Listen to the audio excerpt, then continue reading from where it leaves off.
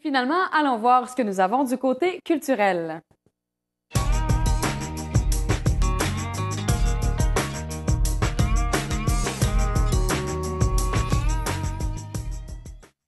Tout d'abord, allons voir les derniers coups de cœur de la librairie Alpha.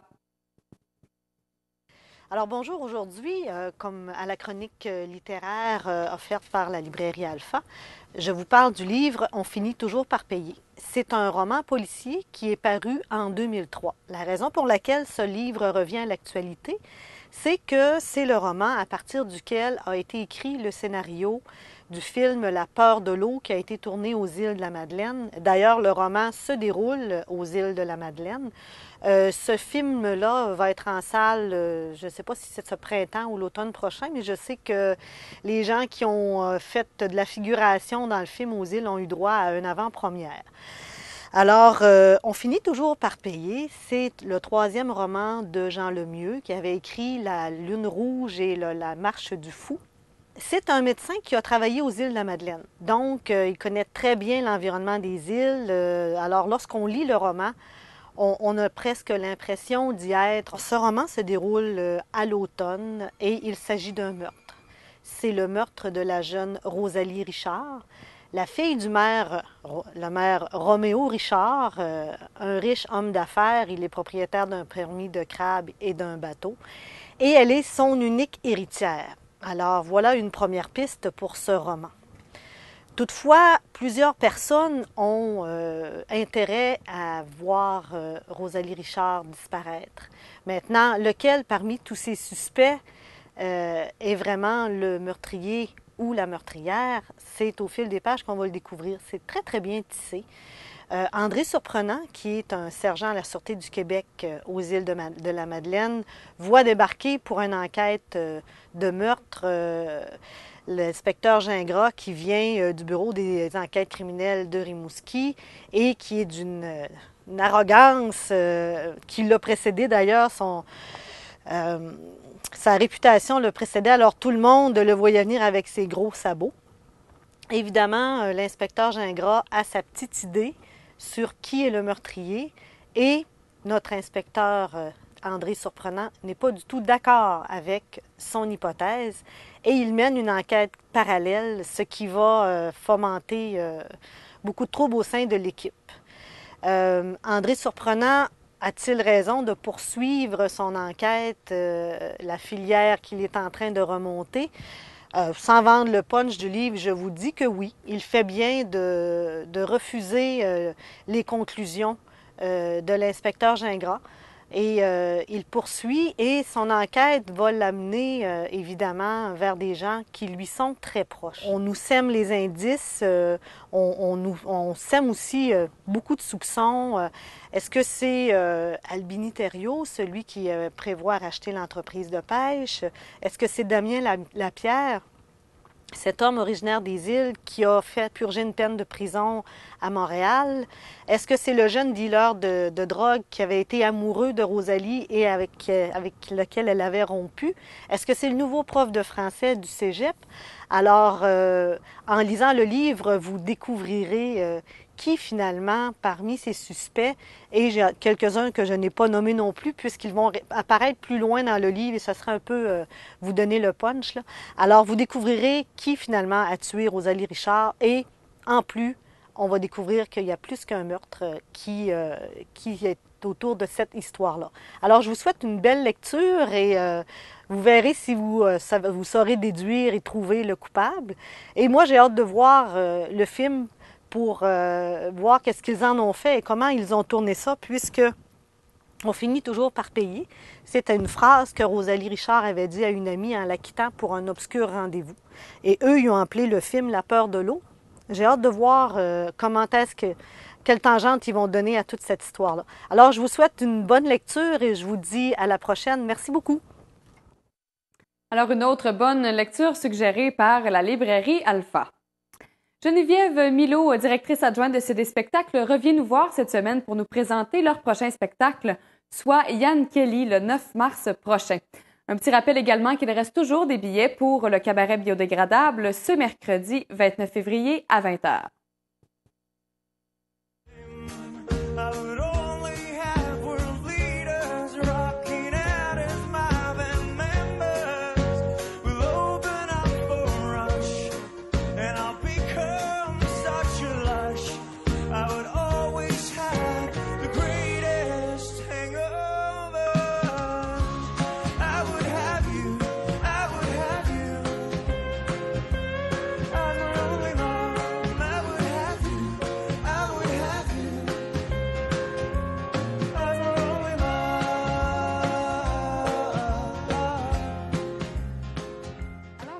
vient de voir un extrait de Yann Kelly, donc le prochain spectacle que vous offrez à CD Spectacles. Oui, exactement. Donc, on est très fiers de recevoir Yann Kelly vendredi, le 9 mars.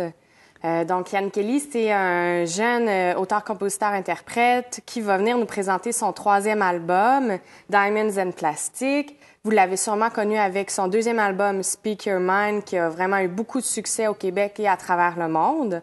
Donc, Yann Kelly a vraiment une voix unique. Il trace sa voix à lui avec son équipe, son acolyte Yann Day. Puis, il nous fait de la musique folk, pop un peu.